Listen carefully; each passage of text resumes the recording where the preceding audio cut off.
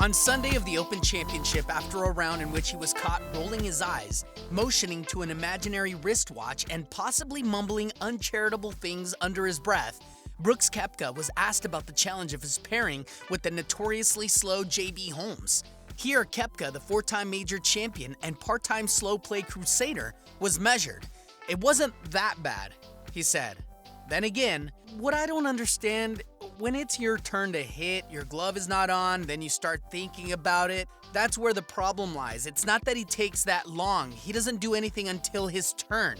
That's the frustrating part. Koepka's depiction of Holmes's anything but ready golf routine brought to his mind the various ways slow play manifests over 18 holes. Our default image of the slow player is Caddyshack's Judge Smails hovering interminably over his ball as if waiting for proper planetary alignment before he can consider pulling the club back. But that's just one type of slow. Perhaps the easiest to identify and arguably the least consequential. In reality, most of the damage can be done before a player even gets to his ball. So what are the offenses that up to a painful pace? Allow us to count the ways. Number 1, idle waiting. As Koepka mentioned, a precious amount of time can be burnt just waiting for your turn to hit. We're not advocating anarchy here. At both the competitive and even recreational levels, golfers should still hit their actual shots one at a time. But everything else, calculating yardage, lining up a putt, even taking a practice swing, if you're a sufficient distance removed from the action, can be done while someone else is playing. There's a certain amount of arrogance in thinking your pre-shot routine requires everyone else's attention. 2. Bag mismanagement. There's a great misconception that playing golf in a cart is unequivocally faster. In fact, you can move just as quickly, if not quicker, while walking, provided you're not spending a lot of time retrieving your bag from suboptimal locations. Example, you chip from the front of the green to a pin in the back but leave your bag in front when going to putt, which means you have to go back to your bag once the hole is over. Instead, when getting to the green, just place your bag closest to the next tee box. Get the clubs you need to finish the hole, then pick up your bag when walking off. And speaking of carts, number 3, cart mismanagement. The only thing worse than the golfer who manages his bag poorly is the golfer similarly careless with his cart. The typical maddening offense, golfer X leaves his cart on the cart path, walks to the middle of the fairway with the 7-iron. Oh shoot, he needs a 6. My goodness! So then he walks back to the cart.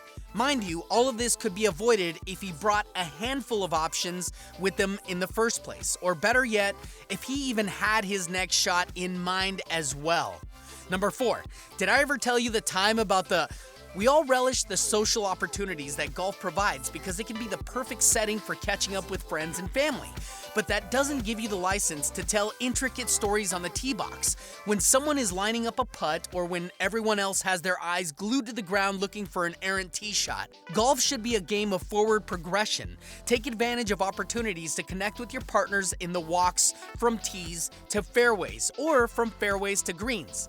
Anywhere else, and that time talking is usually at the expense of something else. Number 5, game delusion. It's worth noting that all the areas we've highlighted to this point have nothing to do with one's skill as a golfer. But even if you're a mediocre golfer, you can still compensate for the sheer volume of shots hit by acknowledging your limitations. Examples: if you are someone who sprays the ball all over the course, pay extra attention to where it's going so you don't waste everyone's time looking.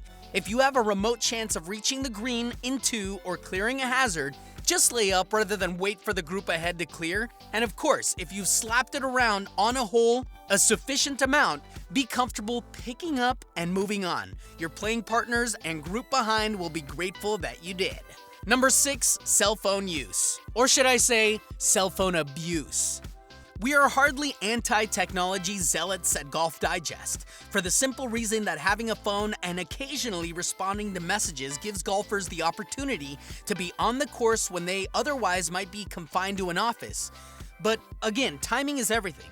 For instance, if you know you have to respond to an email, insist you hit your tee shot first and then duck off to tend to business.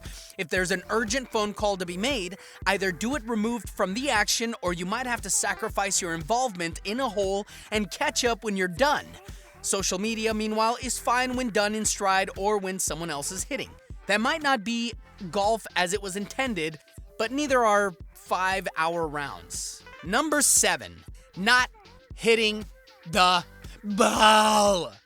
Of course, we'd be remiss in not citing the obvious example of spending too much time taking practice swings, waggling, and perhaps contemplating life's deeper questions while staring down at the dimpled sphere between our feet. In a 2016 book, Golf's 8-Second Secret, What Separates Golf's Greatest Champions, PGA pro Mike Bender and amateur Michael Mercier argued the time from when golfers set their lead foot, step over the ball, and swing to the finish should take 8 seconds. But that for most of us, it takes double that time. That's an extra 12 minutes for the average 90s shooter. Multiply that times 4 golfers in a group, and we're talking an extra 48 minutes that have nothing to do with mindless chatter, checking your phone, or parking your cart in the wrong spot. Trim some of that fat off your round, and you might have some more time to actually enjoy yourself. If you've enjoyed this, please subscribe and like, and please tell me about the people that you've played with. Tell me, please. That's enough! All right. Thanks for tuning in, my amigos. Oh, yeah.